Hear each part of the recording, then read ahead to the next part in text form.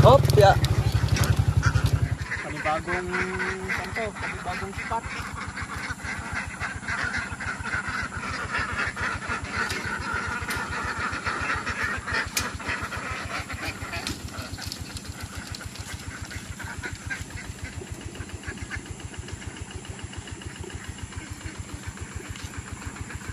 Bali, pangalawang araw po nila dito.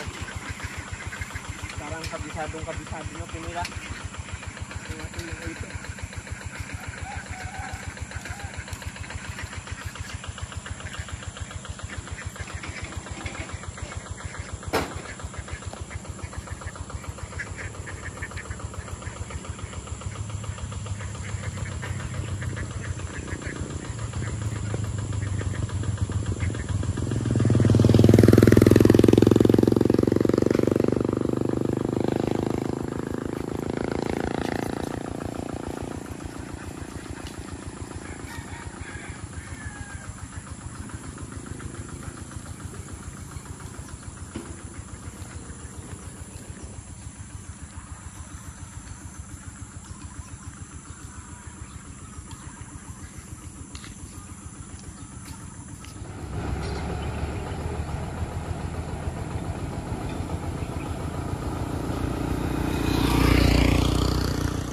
Wala din pa eh.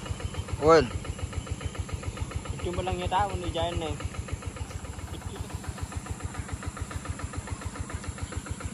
The martilyo man? Saan nakapunta ka ito eh? 12 meters sa tapar ko eh. Oo.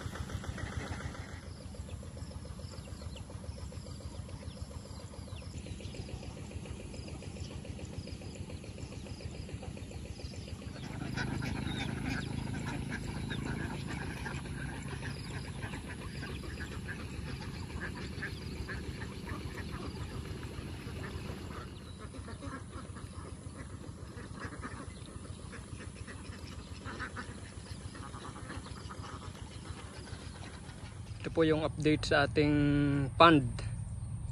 At ngayon ay naglilinis po tayo ng ating tambak. Ito po ay dudublihin po natin. Kagaya ng ginawa po natin doon sa may gilid. Dahil nagkaroon siya ng butas, yung mga malilit na tilapia pumunta dito, nagkalat dito sa ating palayan, kung saan saan dito sa ating area. Kaya inaayos to namin ngayon ni Pare Koy. Bali, dinudubli po natin to, saka lalagyan po natin ng net para hindi po makawala yung mga isda, saka hindi rin mabutasan ng iwot. Yung iwot po yung isang problema po natin dito, kaya inaayos po natin. Bali ngayon ay magre-resume po tayo dito. Lilinisin po natin tong maigi, itong ating pond. Saka dito tatanggalin natin yung damo sa paligid, sa palibot ng tambak, para makita natin yung dapat na ayusin. Bali na tapos na natin dito. Nalinisan na po natin mga ka-adventure. Yan. Yung gagawin po natin dyan, yung gagawin po natin dito mga ka-adventures ay paparabawan natin. Para pagka umulan kasi ay nag-overflow. Kaya kailangan nating parabawan. Saka lagyan po natin ng net para kung mag-overflow yung mga isda ay nandito pa rin. yung tubig lang yung nag-overflow. Bali ngayon ay ito naman yung ating lilinisin. Itong pilapil dito. Bali yung gamit po natin, itong kumpay lang na tag 20. Saka ganito lang, mano-mano. Mas maganda pag ganito. Dahil talagang natin naipuon yung ating linis. Malinis siya tignan. Yan. Para makita natin kung may mga butas ng iwit. Dahil yun talaga yung pinakakalaban natin sa ngayon. Yung iwit.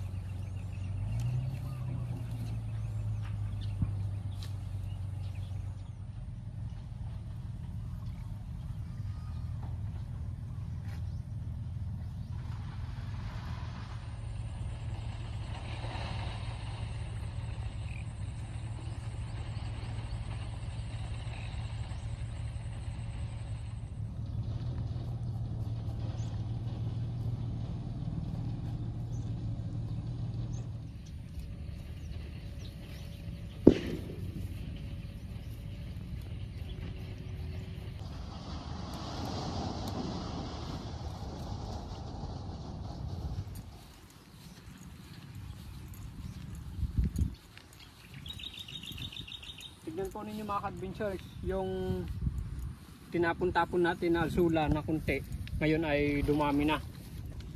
Yan. Alam nyo po ba kung bakit tayo nagtatapon ng asula dito mga ka-adventures?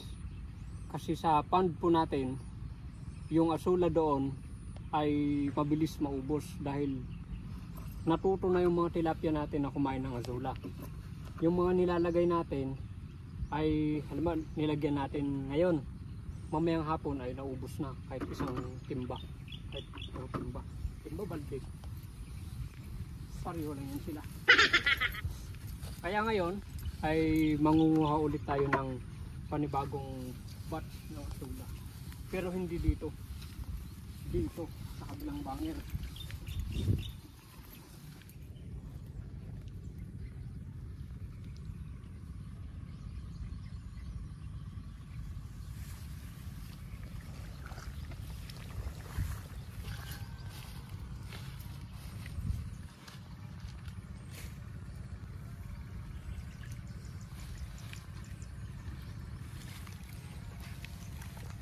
Marami dito, mabuti na lang noon ay pinakawalan natin ng asula dito.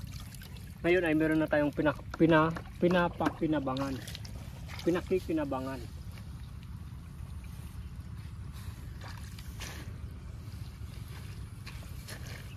Kaya bago tayo mag-harvest ng marami, kailangan nating magparami muna para meron tayong ma-harvest.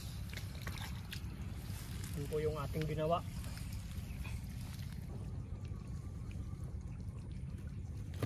Ano nung dating ay ipakantawon no, ipabulos ta. Ipakanta ko no, ipabulos ta.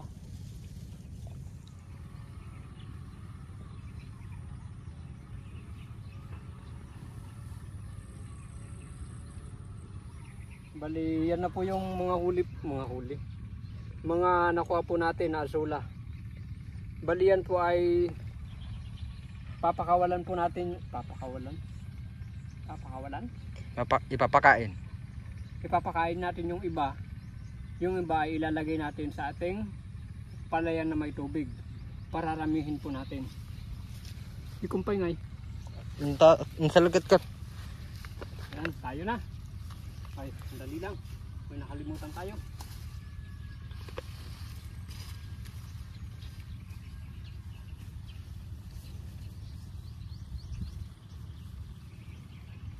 Lagyan po natin dito dahil stagnant po yung tubig niya. Balik, wala po kasi kaming source ng tubig dito. Dahil dito po ay mataas na bahagi. Wala po yung water pump, binunot na po ng may-ari. Ayan. Kaya pinunduhan na natin ng tubig. At dahil doon, ay lalagyan na rin natin ng asola para may pakinabang.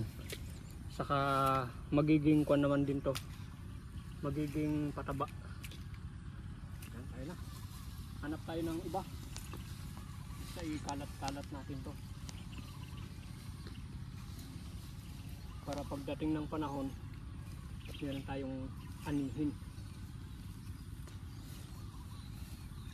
Dahil dumarami na yung ating mga tilapia.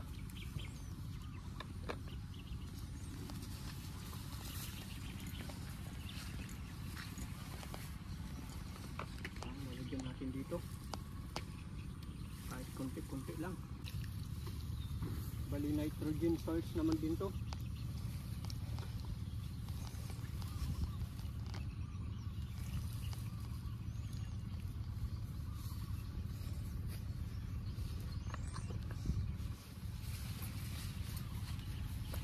Bali nakikita na natin yung ating pagod mga ka-adventures. Dahil marami na tayong nakikitang mga bisokol na medyo maliliit, medyo malalaki na. Yan. Yan po yung bunga ng pagod po natin. Bali lalagyan po natin ng azola dahil yung mga kuhol ay kumakain din ng azola. Bali gustong-gusto din nila. Hindi lang nila masabi. What? Yan.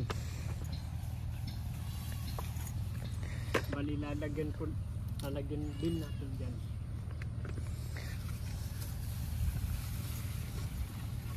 At itong naiwan ay ilalagay natin sa ating pan.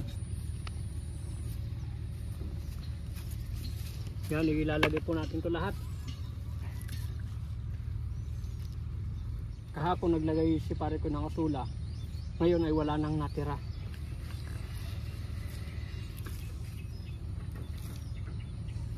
Bali, i-update ko po kayo mamayang hapon.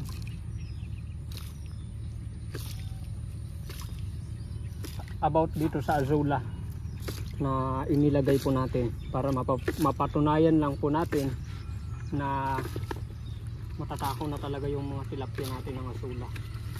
Which is good naman para makaminus tayo ng feeds dahil ito ay natural, organic. Natural na pagkain. Yan. Kita mo pare ko, ganyan po karami. Mamaya ay papakita natin kung gaano na lang yung matira. Ayun na. Dahil mainit na mga ka-adventures, titignan pa natin yung ating mga isip.